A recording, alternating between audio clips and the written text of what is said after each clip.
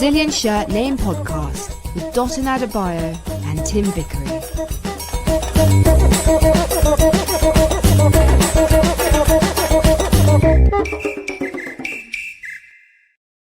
Hello and welcome to the Brazilian Shirt Name Podcast. As always, the Legendino is in Rio.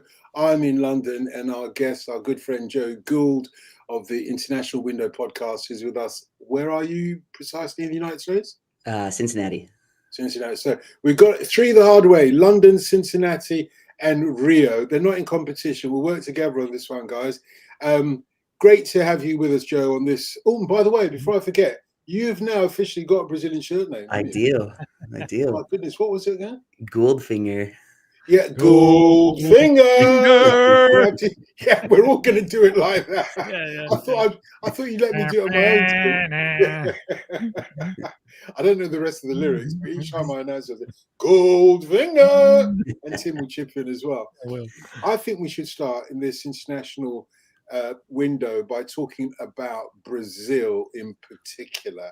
Well, we'll get those out of the way because they're not qualifying, and then Joe can lead us through everyone who still has to jump through the hoop. But the South America thing finished a while back. Go on.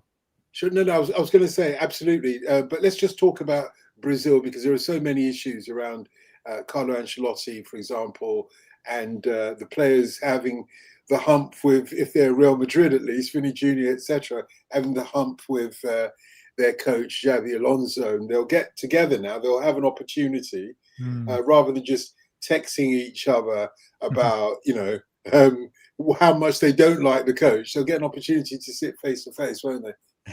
Well, one of the things that Ancelotti has just clued into so quickly is how much the players enjoy being together. It's something that maybe isn't apparent for a Brazilian coach who spent all of his time in Brazil. But like European national teams, I remember Mascherano when he came to Liverpool. He just couldn't believe that his European colleagues didn't really care that much. It was a drag having to go and playing for the national team. And for a South American, it's not only a huge honour, it's also fun. Why? Because you can get together with your own people and you can speak your own language. These Brazilians, they're in multilingual, multinational dressing rooms. They can just be with their own, and they can talk their own language and tell their own jokes and sing their own songs.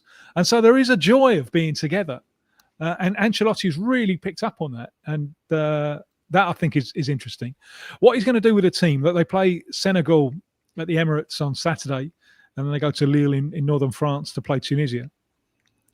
There's a battle going on for the centre forward, and a lot of that is happening in the Premier League because almost all of the candidates are in the Premier League. But I think more important than that is what he's going to do with the shape of the side. What he quite wants to do, he wants to play four up front. And they did it last month with unbelievable success against South Korea, who were unbeaten a long time, and they beat them 5-0, and they beat them really, really well. And they had up front, they had Estevão, Matheus Cunha, Rodrigo, and Vini. And it worked. It worked because the front players came back, fought back, defended as well. Because if they don't, it's all over.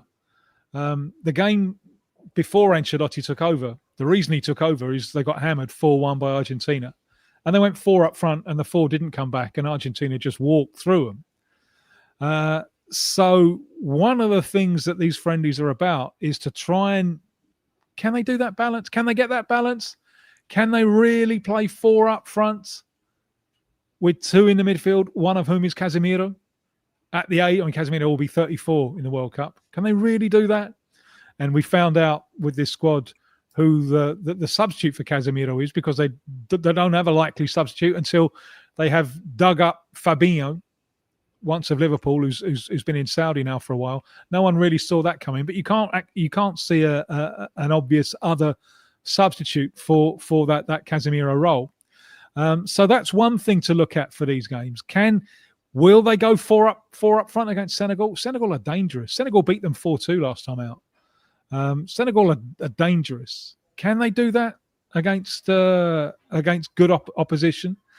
And anyway, even if they can, doing it in November in London is very, very different from doing it June and July in the United States, because the climate is going to be totally, totally different. And so this makes it very hard to prepare, I think, because none of Ancelotti's games are going to be anything like the conditions under which the World Cup is going to be played in the States. So that whole thing of the shape of the side and whether they can get away with playing 4 up front, I don't really think we're going to get the answer to this. Whatever happens in these friendlies, I think the definitive answer will only come when the serious stuff starts in about 7 months' time. I'll tell you what pisses me off in a moment, Joe. But first, let me remind listeners, you can join in the conversation as well. Listeners or viewers, well, if you're watching us on YouTube, or join in the conversation. If you're listening to us as well, you're welcome to join in. You've got all the reasons or the ways to join in the conversation with us. You just send us a chat and add a comment, and we'll bring you on. Oh, and don't forget to subscribe as well. Yeah, senior moment. I forgot. I was going to tell you to subscribe. If you don't mind, do subscribe and give it all your likes and share as well the podcast channel. Feel free to do that. And of course, very crucially, do join our WhatsApp group as well. Brazilian Shirt Name Podcast WhatsApp group. Joe, this is what pisses me off. Guess where I'll be on Saturday? The Gambia. Well, that's not a bad guess. I must have told you. It's not bad. There were 200 other countries in the world. That's not a bad guess. You're right, which is a hop, skip, and jump away from Senegal. Why couldn't this Saturday game have been played in Senegal rather than trying to appease the Europeans with all their money in London's Emirates? Argentina are going to Angola, but you won't be there in time. They're playing on Friday. Yeah, and the Angolan Federation paid them something like $6 million to host that as well, which is mind-boggling. But yeah, really crazy. Yeah, I think you nailed it though, Dotun. I think money is the reason why it's not being held in Senegal. They're going to hope for a packed stadium. But yeah, that should be a really good match. Senegal has not been defeated in quite some time. They've got a very strong squad. They're looking really good as we move into AFCON, which starts next month. And so, yeah, it's a clash of two giants and definitely one of the better friendlies in this window. You say it's going to be a packed stadium, which, I mean, the Emirates holds 80-something thousand, doesn't it? Packed stadium, I suspect it will be 5-6 Brazilian. Yeah. Because there are a lot of Brazilians. Yeah, I do. No big Senegal community? Not that I know of in London, not big. Are they all in France? Remember, exactly. Senegal's a former French colony as such. So I think it will be overwhelmingly, Brazil, yellow and blues. Mm-hmm. But if Senegal are as dangerous as Tim suggests that they will be, or that they are for Brazil, the question would be from me to you, do they weather well when they're playing away from home, in a random country like Great Britain? Yeah, that's a great question. And I would answer that with a yes. During qualifying, they held their own pretty well in other various African countries. So I don't think that's going to be as much of a variable as maybe it is for some other countries. And yeah, they're going to be well prepared going in. They have a good mentality. So yeah, it's going to be fun. Tim, this is what you call a friendly schmendly, isn't it? Should we just move on? I don't think they are quite so much now, because this is build up to the World Cup. So I mean, let's take, say, Richarlison. He's got to produce. He's really got to produce. And his call up was really criticised in Brazil. Ancelotti likes him very much. They played together at Everton. There's even talk Ancelotti was going to try and take him to Real Madrid. And he's had 6 games as coach. Richarlison has played in all of them. Started 2 off the bench in 4. And he's not doing anything that justifies this. He's been given every opportunity. But if he doesn't produce the goods, either for Brazil now or very soon for that fabulous club that he plays for, it's just not going to be possible to have him around anymore. So he's got to produce. So that there's less an air as you're moving towards the World Cup. especially with Brazil. If it's Argentina, for example, it doesn't really matter. There are people playing for their places. There are fringe players playing for their places. But you know the side. You know, they won qualification by a street. They won the Copa America. All they're doing is ticking over. That doesn't really matter. But for Brazil, who had problems in qualification, have a new coach, only 6 games so far, this really isn't friendly schmendly. It really isn't, because people are playing for their places. And also the coaches think, can I play this scheme? So there's a lot at stake. Mm-hmm. So no longer is this friendly schmendly. This is something which is now more approximating the real thing. Now that means, it still means that in the last few minutes it can become a substitutes parade, and you lose order and discipline, and the last few minutes becomes a friendly schmendly, doesn't it? Then it crosses the line from being a kind of real friendly to being friendly schmendly, as you so magnificently put it. Well, you go ahead, Joe. Well, I was just going to say, so on the flip side of that, for Senegal, I think a lot of listeners will probably be familiar with like Nicholas Jackson, players like Sadio Mane, obviously, and those are important players. I think for Senegal, the player that you should really look for, because he's the one that oftentimes really makes the offense tick now in this Senegal squad, is actually not Mane, although he's very important. It's Iliman Ndiaye, who plays at Everton. He's key to this attack. He's good. He's proper skillful dribbler. Yeah, amazing player. Everything. Yeah, so he's one to look out for in that match for sure. But yeah, there's others as well in the Senegal squad that just like Tim was mentioning, they're going to be tinkering and there may be some changes. So it'll be interesting to see what kind of lineup he trots out for this match. And usually for the African teams, they're really up for a Brazil game. They're really up for it. Do you remember the World Cup when Cameroon, in order to qualify, they needed, last group game, they needed to beat Brazil by 2 goals. Brazil had already qualified. Cameroon needed a 2-goal victory. And they scored the first goal of the game at the end. They only got 2 or 3 minutes left. Yeah. And they didn't care about scoring the second one and qualifying. Abubakar, who scored the goal, got a red card because he was on a yellow and he took his shirt off and celebrated. And just beating, but that's enough. We don't need to qualify. We've done it. We've won our World Cup. And often you get that with the African sides. They're really up for Brazil. Yes, absolutely.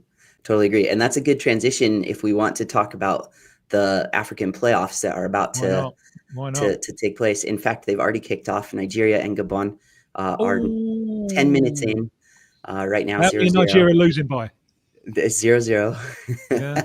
I am slightly surprised by that. I expected goals in this one. There's still plenty of time left, but these African playoffs have been quite something in the build up to this. So Cameroon's been hit by an injury crisis. Nigeria, their players boycotted training 2 days ago because of unpaid wages. Oh, what a surprise! What a surprise! That's never happened before, is it? I was going to warn you to not allow Tim to criticize Nigeria in my postcode. However, Nigeria shoots itself in the foot. So I have to say, go ahead, Tim, take the flipping Mickey, because I would love to. It should be Africa's powerhouse, shouldn't it? It really should. What is it, Uncle D, that holds them back? Why do we always get these stories? Obviously, it's kind of cultural and social. There are cultural things which aren't on the surface, don't seem on the surface as being break dealers or deal breakers, break dealers. I've got a few of those. Yeah. Okay, break dealers, if you prefer that. But these things in a modern world are somewhat idiosyncratic. So, for example, respect for your elders. So, people in the Nigerian Football Association, do you think they're like, oh, these players are above us? No. Right. They'll cut them down like they're children. They'll talk to them like, do you not realize I'm older than you? You have to give me respect. So that's a cultural thing. That has been a problem in the past for the Nigerian team, particularly with the Nigerian coach. Is this generally a growing? I've just thought of this. Is this a growing problem with the African national teams, given the fact that so many of the players not only play in Europe but have grown up in Europe and maybe have a different cultural take? What do you think, Joe? Yeah, I think there is some concern about that.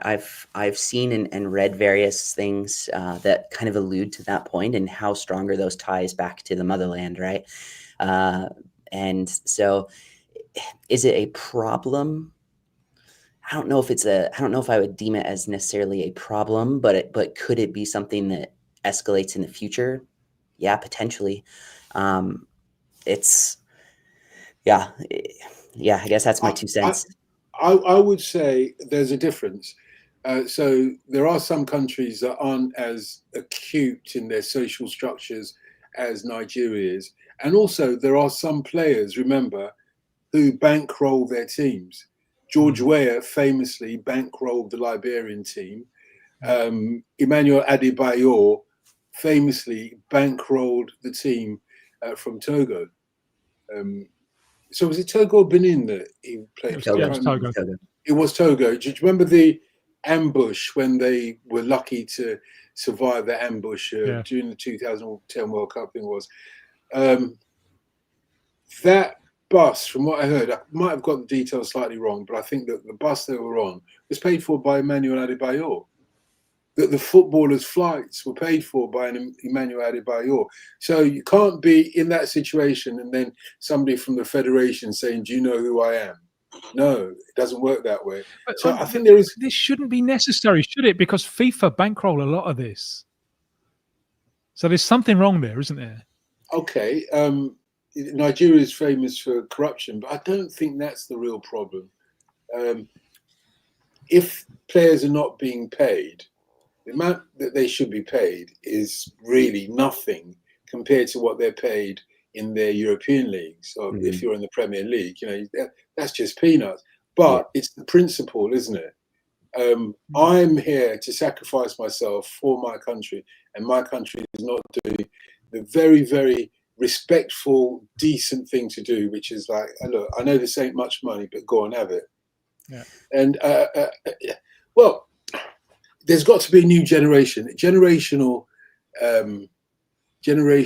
divide or generation gap, I think, is one of Nigeria's major problems. I don't know. I mean, there might be Nigerians listening to us now who probably have a better perspective on this than I do. But here's the thing, though, Joe. Here's the jeopardy. Whatever happens today, it ain't over, because we've got 4 teams and only one of them is going to make it through. Unless Nigeria lose today, in which case it is over. Well, it's over for Nigeria, yeah. But yeah. I mean, it's not over for the. It won't be over for 2 of the other 4 teams, will it? Indeed. So we've got it's Nigeria, Gabon, and Cameroon against DR Congo. That's right. You, if I remember rightly, Joe, you fancy Dr. Congo to go all the way. I do fancy Dr. Congo. Yeah, actually, and funny enough, the only side out of those 4 that hasn't really had any sort of drama this week is Gabon, because even with DR Congo, there were rumors coming out that the federation had promised all the players $1 million bonus if they reach the World Cup or something like that, which they later came out and denied, and so nobody really knows. But I am liking DR Congo. First of all, they haven't really been hit a lot by injuries, unlike Cameroon. I think the match really favors them, and I think it favored DR Congo going into that match in the first place. So, it's that one's going to be really, really good. That's coming up in the next couple hours. Like we said, Nigeria, Gabon's already kicked off. It's been all Nigeria so far, as you can probably imagine.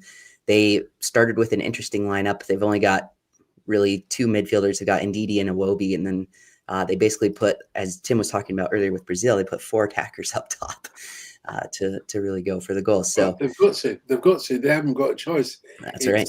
You got to go after it. So Gabon's just kind of sitting back, absorbing, trying to counterattack. We'll see if this is what you predicted they would do, and you thought they might just get them on the counter. Yeah, I think it's possible for sure. I mean, with the likes of Aubameyang, Buenga, who's doing really well in MLS, They Just definitely giving me have the indigestion. ability to do it. You've given me some indigestion here. Yeah. For a moment, Yeah. I thought when you said Nigeria Go and eat some playing Ghanaian jollof rice. It'll pass. well, it will eventually pass. You're absolutely right, but I wasn't intending on that. But no, let's go back to the football just briefly, if it's all. The idea that Nigeria are playing, what a jeopardy that is. They've got to play 4 up front. They've got to score.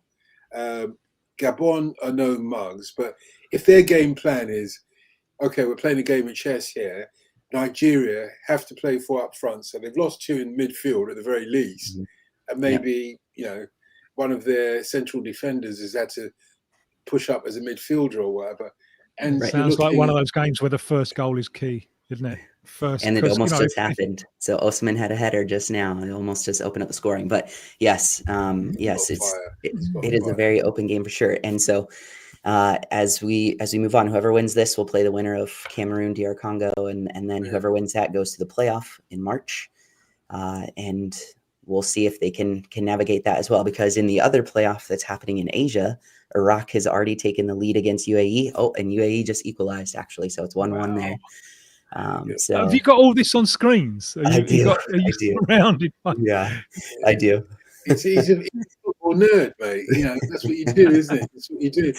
Yeah. You've seen this communication. I think it's a text from one of our listeners who says is it Ekrem AFX, the 2 powerhouses of African football who are in the playoffs are currently chaotic, Nigeria and Cameroon. What's the panel's take on this? You kind of run through some of the stuff on Nigeria. What about Cameroon? Yeah, so Cameroon, like I said, injuries have taken a toll, but also kind of in the behind the scenes. So first of all, it took them ages to get their squad announcement to occur. It didn't come out until Monday of this week, and that's super late for pretty much everyone. And the reason being is the federation wanted the manager, they wanted Mark Bryce to be in Cameroon to make that announcement, but he didn't want to go. So he ended up just meeting the team on Monday in Morocco, which is where these are being played at a neutral venue.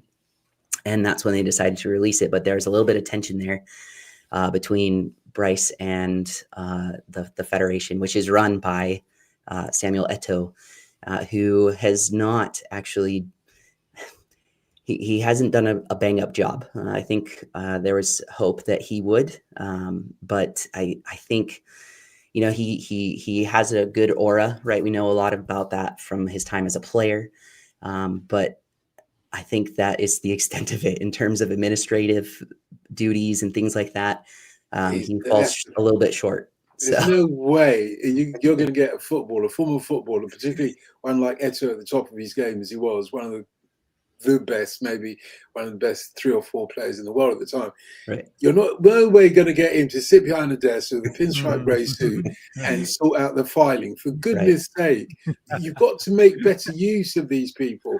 He's probably better off as an ambassador. And so people know, oh, well, he's the figurehead of Cameroonian football currently. Yeah. He can go around to all the hospitals, kiss all the babies, go around to the schools, G up all the kids. And he'll probably do a good job in terms of inspiring people. And the players see that and think, well, hang on a second. We count for something. Samuel Eto'o, one of the greatest players in the world, is our ambassador. And he opens up doors and maybe attracts more footballers to go back to Cameroon than to play for the French, for example. You know what I mean? Right. But putting him behind a desk and saying, sort out the filing. Oh, by the way, look at the time. We've got to get it done by tomorrow morning. That's just ridiculous. He chose that role, didn't he? Mm-hmm. Did he choose it himself? Yeah. He's lost his flipping mind, hasn't he? How on earth did he think? I suppose there are some footballers who can do that. The aforementioned George Weah, not quite the same thing, but at least he went into the civil service to become president of his country, which you think fair enough. But not many footballers could do that. Not many of them. Right. I dare say that their lifestyles wouldn't quite sit. Anyway, let's leave that to one side. Let's talk about Jamaica, the Reggae Boys. Pam, Pam. Let's do it. Yeah. Huge match. Two big matches. This is Jamaica's toughest month. They've got Trinidad away, They've got Curacao at home. The Trinidad match is later tonight. It's going to be an absolute firecracker of a match for sure. If Jamaica ends up dropping points there, you do kind of fancy Curacao to beat Bermuda. Bermuda's already eliminated. And that would mean that Curacao leapfrogs Jamaica in the group. Jamaica. If I'm right here, we've got three groups, and we've got 3 groups of 4. Correct. Got three groups of 4. Who goes through is Top the winner of each group.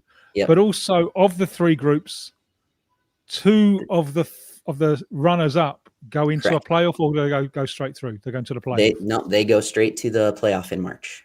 Yeah, right. The 2 best second place sides from those 3 groups. Yeah, so Jamaica could very well fall into that playoff, which means they wouldn't be eliminated. That's highly likely if they don't end up winning the group.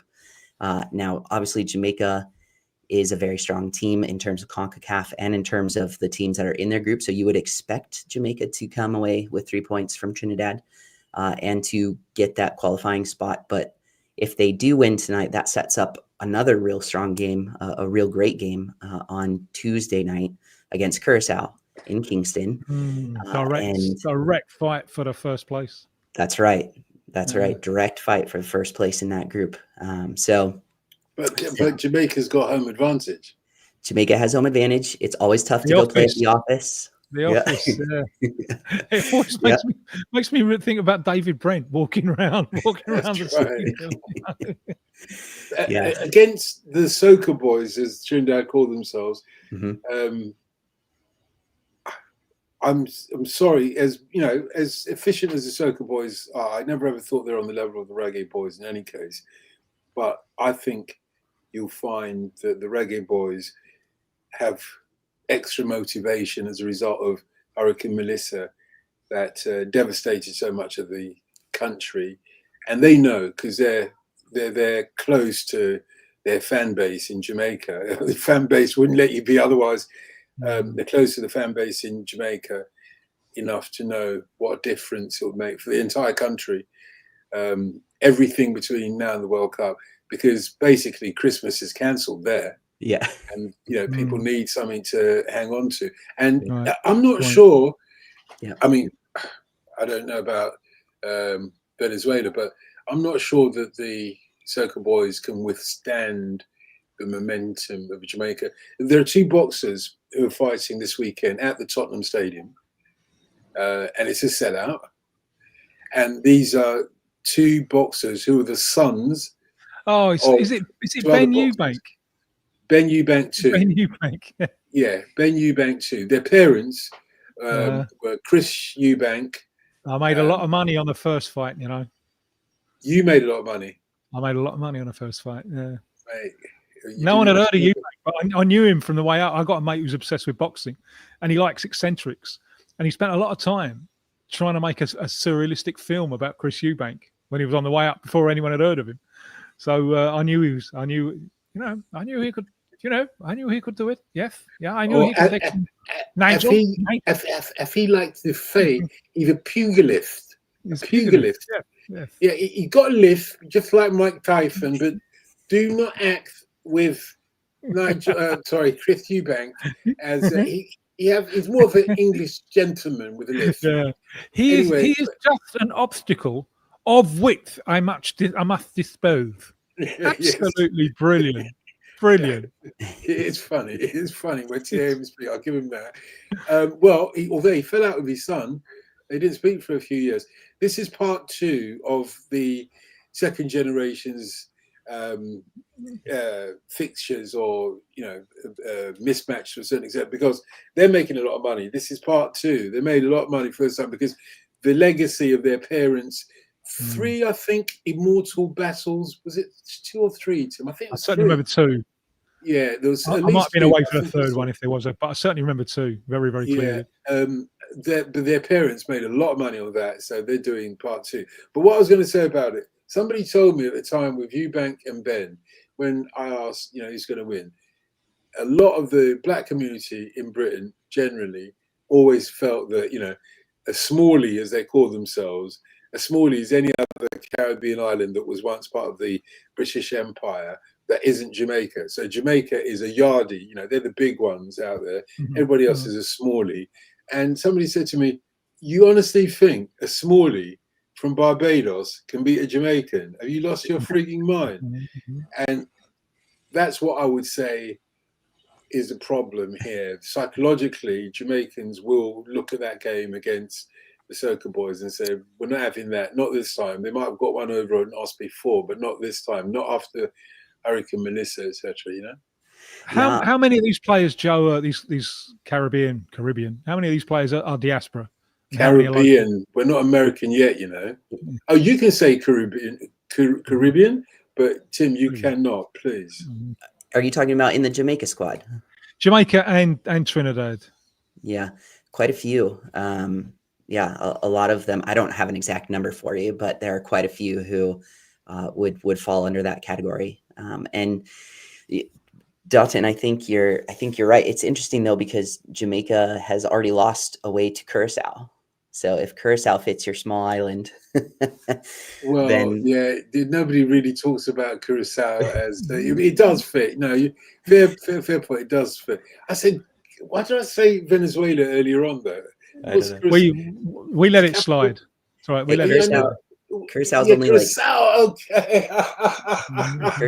Curacao and Venezuela are basically neighbors. There's a small gap between them. Yeah. We just thought you'd turn Caracas. That's Boris Johnson's joke. I didn't take you for a Tory, Tim. So anyway, let's move on from that. Who do you think is going to come through from those three CONCACAF groups? Yeah. Who is going to get the automatic slot, and who do you think is going to have to settle for playoffs? Good question. We talked a little bit about this on Monday, huh? So in Group A, you've got Suriname, Panama, and Guatemala in there in the fight, really. Guatemala has 2 home games left. Everything is playing in their favor. In fact, so the Panamanian squad arrived to Guatemala last night, and the videos that have come out from that of the waiting party of Guatemalans, flares, smoke. There's probably some sort of firework, but loud bangs going. I mean, just trying to totally intimidate them. And then, of course, the CONCACAF thing to do is to party outside their hotel all night as well. And so shooting off fireworks there. So it went all night long trying to get this Panama team rattled for this match because in CONCACAF, it's 50% mentality, 50% on the field. So it really is. There's a lot of antics that it's the game before the game in CONCACAF oftentimes. So who's going through? So Panama's also been hit with a couple key injuries. They won't have Barcenas. He is a big loss. They also will not have Farinha, I think, was the other one. So 2 big losses there. I still think they have the quality to beat Guatemala. But I think I'm going to take Suriname for another debutant in this World Cup. Actually, Suriname has a tough ask, only because they play Guatemala in Guatemala on the last match day. Tonight, they really need to take it to El Salvador and just absolutely smack them around. They really need goals. Suriname has not yet won a home World Cup qualifier in this round of qualifying, which is a major issue. They've been scored on first and given up a late goal both for 2 draws. And so they really need to find a way to get 3 points against El Salvador tonight. See, there you are, Tim, taking the mickey out of me for my Venezuela slip. But do you not remember the days when Suriname we called Dutch Guiana? Didn't even allow them to spell it like we spell Guyana. And Curacao surely was French Guiana. Curacao, I think French Guiana. I don't know. They have Dutch roots too. Oh, yeah. Well, there you go. Yeah, it's Dutch. Yeah. What do I know? So, what's the French Guiana ones called? Do you remember? There is still French. It's called French Guiana. Yeah. Surprisingly enough. Sorry, Don. Okay, I'll rest my case. Can we? This allows Macron to claim that France is a country of the tropical rainforest. Well, you can't argue with him. I Yeah. mean, if Curacao is a département of France, it's part of France, isn't it? As French far as Guiana. yeah, So, whatever. so What- there is one more. So we'll say I'm saying Suriname in that group. I'm also gonna go ahead and say Jamaica. Although I really think there's a good chance that Curacao could do it. And then in the last group, you've got Honduras, you've got Costa Rica, you got Haiti, and Nicaragua, I believe. And Nicaragua at this point is pretty much out of it. So it's really between the other three. Haiti has 2 quote unquote home matches. They're playing their home matches in Curacao. They play both Honduras and, they play Nicaragua and Costa Rica. They have Costa Rica tonight. So yeah, it's if Haiti can play spoiler, Haiti drew with Costa Rica in Costa Rica the last time those two met. That was a huge result for Haiti and a huge disappointment for Costa Rica. If Haiti somehow manages to do it again, it would be absolutely insane, and you'd have a whole nation completely up in arms, because that could mean that should Honduras win tonight and Costa Rica not win, Honduras is in. Yeah, It's easy to write off this region. No, but remember what Costa Rica did in 2014. No one saw that coming. Yeah. And they got out. Remember what the group was? Chris Waddle. Yeah, indeed. And the group was England, Italy, and Uruguay. And they got out of that group and went all the way to the and went on as well. Yeah. And I remember I was in the stadium when Honduras beat Brazil 2001. So this is a region that people tend to overlook at their peril, because it doesn't happen very, very often. But when it does happen, they can cause a surprise. Yep. In the UEFA leagues or nations qualifying, how's that going? We know that England's already qualified. Yes. Let's go with the jeopardy. Who is in trouble? Who are the big casualties? Who are the big casualties? Italy. Italy is one of them in terms of an automatic spot. I think Italy's basically a shoe-in for the playoff at this point. Norway plays Estonia here in about 20 minutes. That game kicks off. It's basically Norway's World Cup qualifier. So if Norway wins that match, they could lose to Italy on Sunday and still qualify. It's a massive opportunity for Norway. They haven't been to a World Cup since 1998. So this will be an epic return for them. They've got a really talented squad right now. This is the best generation of Norwegian footballers that we've had in quite some time. So it's very exciting. But yeah, is that why you're wearing the t-shirt? That is why I'm wearing the shirt. That is why I'm wearing the shirt. Yeah. Italy is definitely one of them. Italy could be a quote unquote casualty, but I think they'll probably get through the playoff. Although that's what we said the last time, and it didn't necessarily work like that. Right? How will these playoffs work? So there's 12 teams. Each second place team in every group in UEFA will go to the playoff. But then there's also 4 teams who will qualify through winning their Nations League group.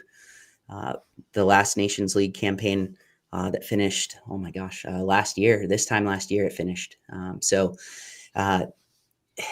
The way that it works is if you won your Nations League group and you finish in second place in your group, or you finish in the automatic spot, then your position, your National League position spot, hopefully I'm being clear there, falls down to the next country who is not in one of those positions, if that makes sense. So is this a possible escape route for Sweden? It is. So Sweden is looking very likely for the playoff. I'll give you another example. So Group A actually has a perfect example. So Germany, Slovakia, Northern Ireland, and Luxembourg. Luxembourg's already out of it. Germany regained top spot in the group in the last window. Slovakia does not have Nations League to fall back on. So if Northern Ireland, which does, because they won their Nations League group, if Northern Ireland finishes in second place in the group and Slovakia drops down to third, Slovakia is done. So Slovakia needs to retain that second spot in order to have a chance to go to the playoffs. And for Northern Ireland, they'll also go to the playoffs because they'll be one of the best placed non-first or second teams to finish through all the groups. So it's a bit convoluted. It's a bit confusing, but Very. So but we end up then with 16 teams in the playoffs, correct? Yep. And then how does that work? Yep. So they will each play. This will happen in March. They'll each play kind of like the African playoffs right now. It's one-offs, and so it's like it'll be knockout. So if you win your semi, then you'll go advance to play someone else in the quote-unquote final, and if you win that, then you take one of the spots.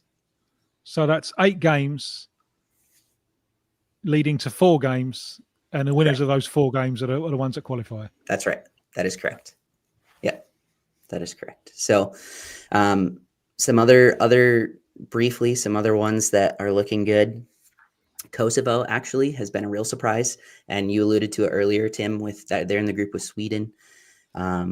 Sweden has been total disaster class.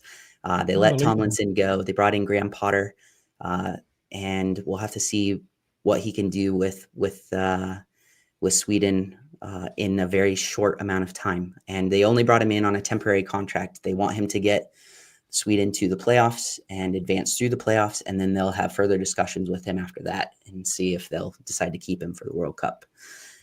But surprise in that group for sure has been Kosovo. They look very good. They beat Sweden twice. They drew with Switzerland. Switzerland's flying in that group, haven't conceded a single goal yet. Looking very likely that Switzerland will take the automatic spot in that group, but it's not official yet. Switzerland have a lot of Kosovans? They do. Yeah, which is funny. Yeah, it's kind of a paradox. Kosovo are winning twice over. Yeah.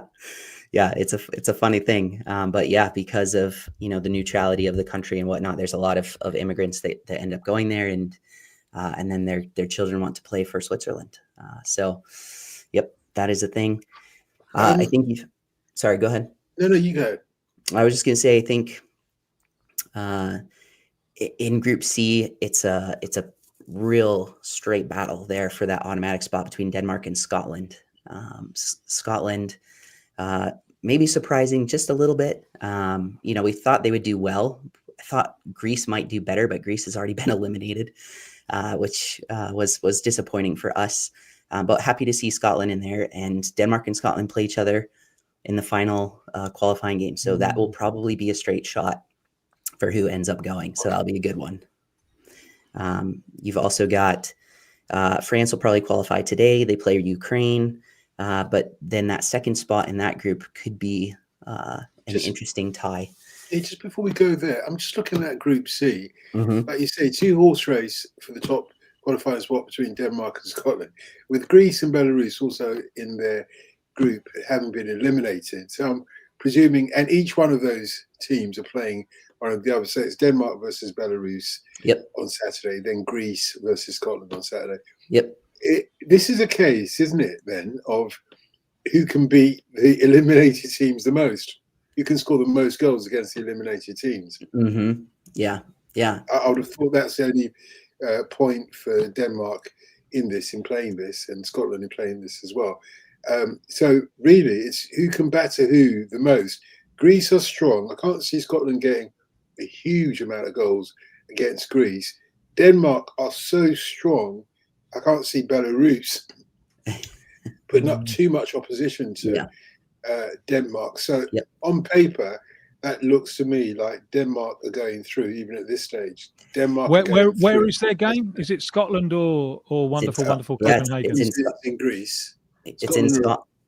Scotland plays Denmark at Hampton Park. It's in Scotland. Oh, so sorry. It looks like they're going to have to win that one. Yep. Yeah, they're going to have to.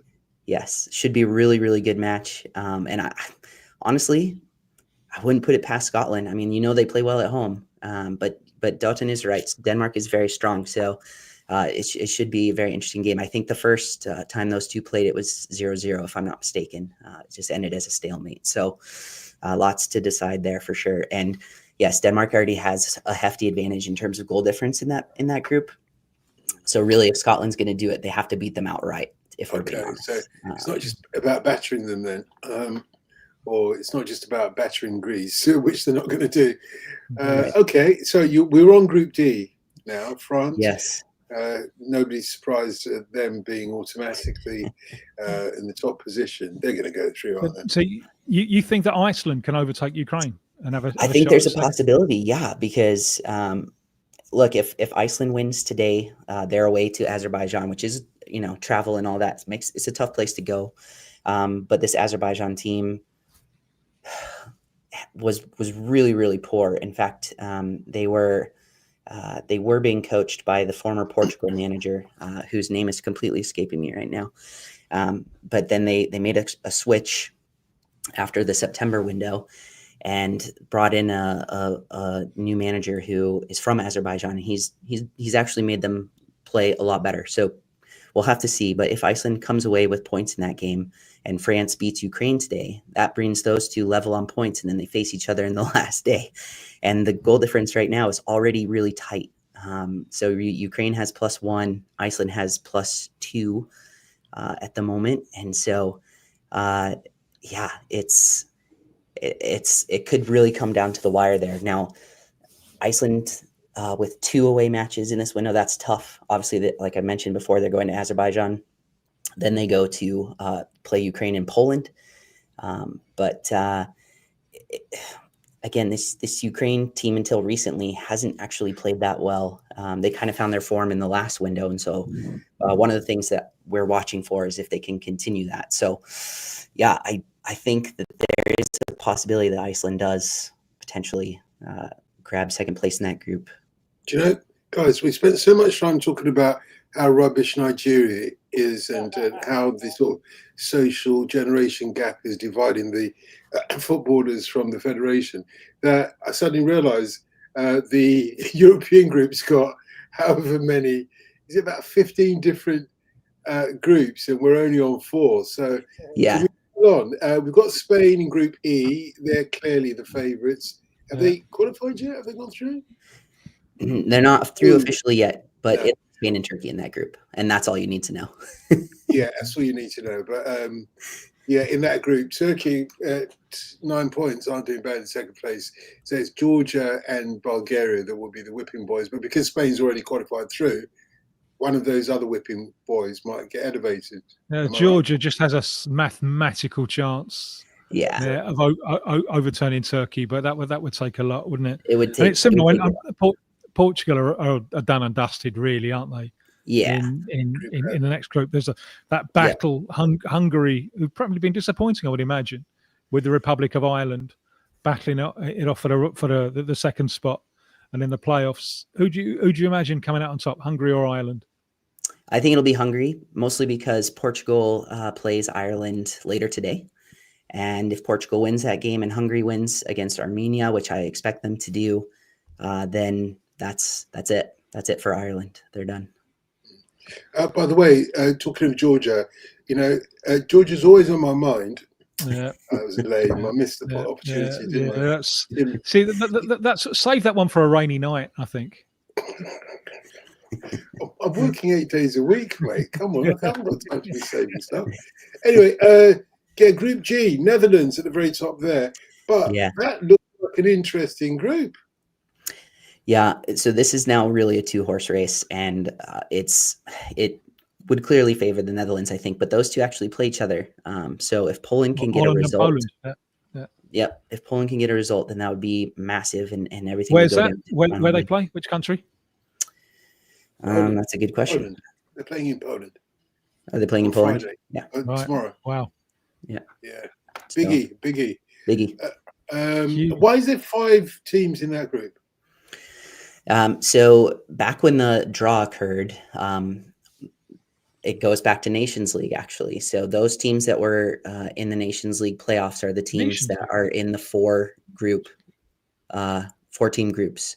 Everybody else started World Cup qualifying earlier because they didn't have Nations League to deal with necessarily. Like Netherlands was in the Nations League finals, but they, I believe they got knocked out like before the draw or anyways, the way the calendar worked out. That's how they slotted them in. So all the groups that have 4 teams were teams that were in the Nations League playoffs. Can you imagine Poland overtaking Holland? I can imagine it, but I don't think it's going to happen. I think it's going to be the Netherlands. Yeah, I'm sticking with Netherlands. I think it's going to finish 1-2 the way it is right now, actually. Yeah. You can imagine Bosnia overtaking Austria in Group H, can't you? I don't think so, actually. I think Austria is going to take that spot. This is a very interesting group, actually. So Romania beat Austria in the last window, and that blew this group wide open. They're my big disappointment, Romania. I always expect more from them, maybe because, during the 80s and they were strong. Sure. I always think we're going to get more from them. Yeah, and there's a bit of a conundrum in this group as well because, so Romania plays Bosnia, huge match. If Romania wins that, they go level on points with Bosnia, and then Romania finishes with San Marino. And so for San Marino, they won their Nations League group, so they still have a chance to reach the World Cup playoffs in Europe because they won their Nations League group. So they are eliminated.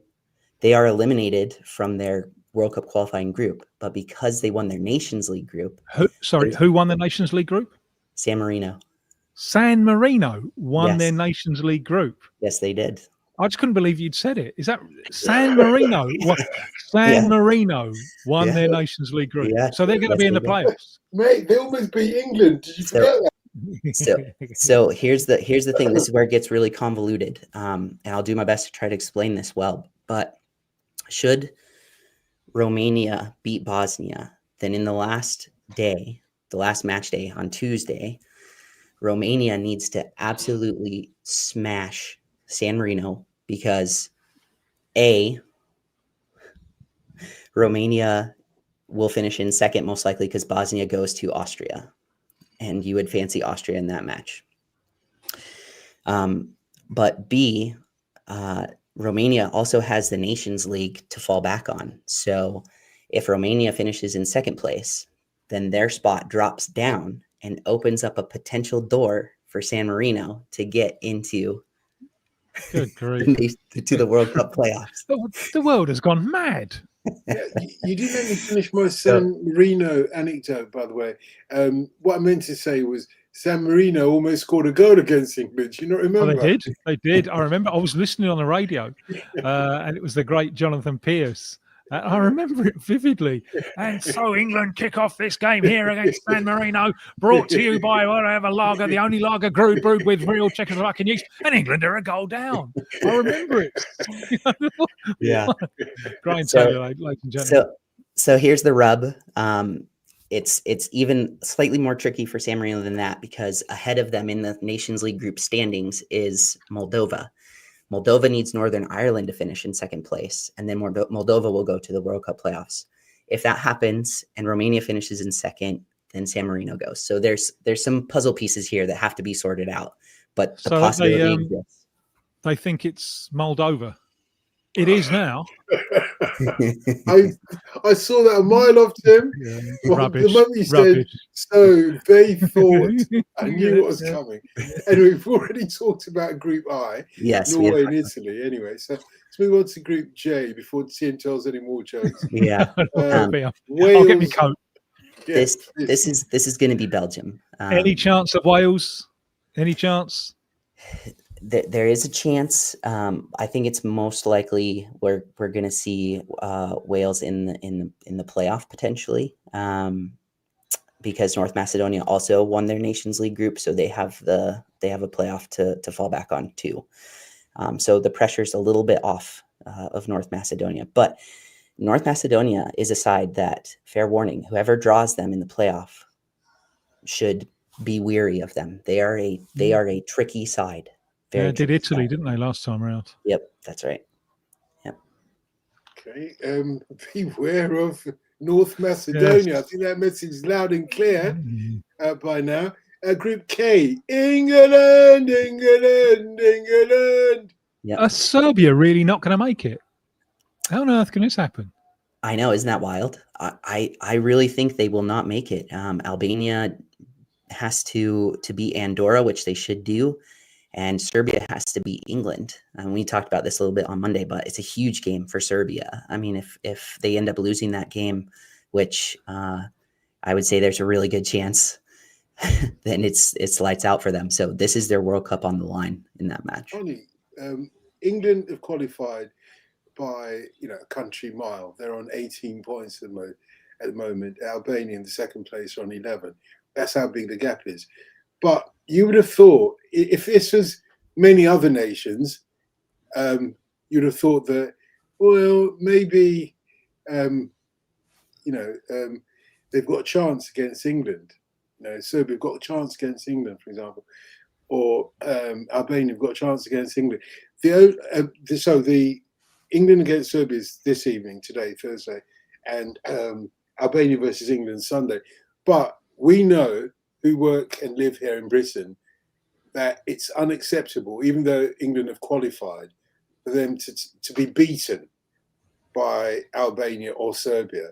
Mm-hmm. So in that respect, I fear for either of them who thinks that they might nick a point off England. It's not going to happen, I don't think. I think England are going to play... too many people playing for their places? I think so, yeah. I think that's part of it. But I also think that Thomas Tuchel knows the way that the English press can turn on you. If you get beaten by Serbia, Albania, I don't think you can...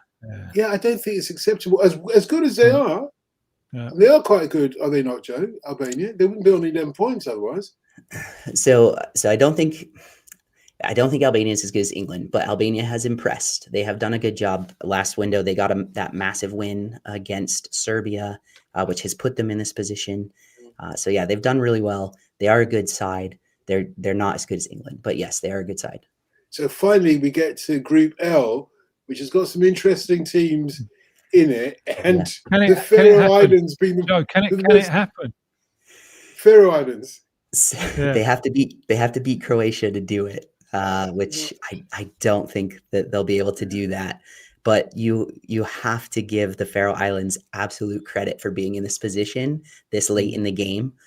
I don't ever remember the Faroe Islands doing so good before. So if they somehow beat Croatia, which they almost did at home, this is an away match for Faroe Islands now. They're going to Croatia. When Croatia went to the Faroe Islands a few months ago, Faroe Islands almost came away with at least a point in that game. It was very close. So yeah, that was a good one. But no, I think it's pretty much done for them, and Croatia is probably going to take that automatic spot. I really like them for that, which would leave the Czech Republic there in second, which, if it's anything other than that, we'll be rejoicing in the streets maybe, just because it would mean that maybe the Faroe Islands snuck in, which would be absolute crazy, which is one of the things that we like. We root for chaos. If the Faroe Islands snuck in, I can tell you that group of islands will go absolutely ballistic. Well, they'll get drunk for a start, pretty drunk. We can't leave this, and Group L finally is the final group, but we can't leave this discussion without a word on the bottom team in Group L. Poor old Gibraltar. How shit are they? They haven't got a single point. Yeah, they're definitely on the struggle bus. That's for sure. They lost in. I've never been on it. Is it expensive? Take a ride. They lost to New Caledonia last month at home. Now, we love New Caledonia. We're happy to see them advance to the playoff. They probably won't get past the first round. Oceania still has a large gap to make up. So that should probably tell you where Gibraltar's at this point. Yes. Well, and you've done a good job here. Thank you very much for talking us through it. It's a shame. Still goalless Nigeria and Gabon. Half still time, goalless, and it's halftime, and I'm very surprised. So. What does it go to extra time, or is it straight to pens? It will go to extra time. Yeah. So there's more time for the whole of Nigeria to suffer. Yeah. I'm going to go for some jollof rice after all, Tim. Thank you very much.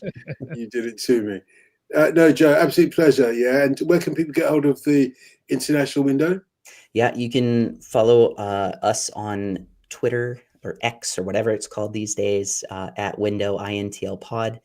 And we're also on Instagram, although we're not quite as active there yet. And then you can find our show on all the major platforms, Spotify, Apple, whatever.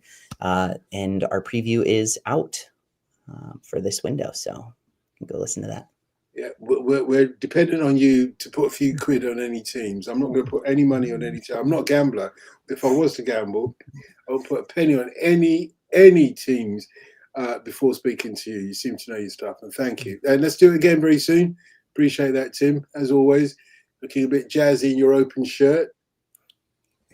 Yeah, no, It's button summertime. most of the way up, I think. I've done worse.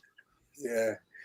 Okay, thank you. What, Joe, you think because it's summer, that's the reason? He does it summer, winter, spring, and autumn. I wonder why.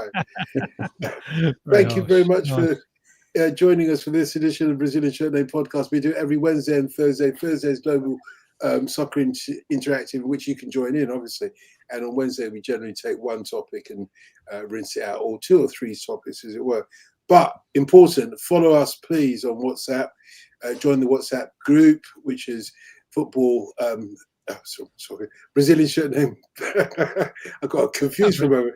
Brazilian Shirt Name Podcast on WhatsApp, and do like and subscribe and forward and share everything that we do with those who need to know. That's it from us. Get in touch with the Brazilian Shirt Name Podcast on Twitter at BrazilShirtPod, or you can email us BrazilianShirtNamePod@gmail.com.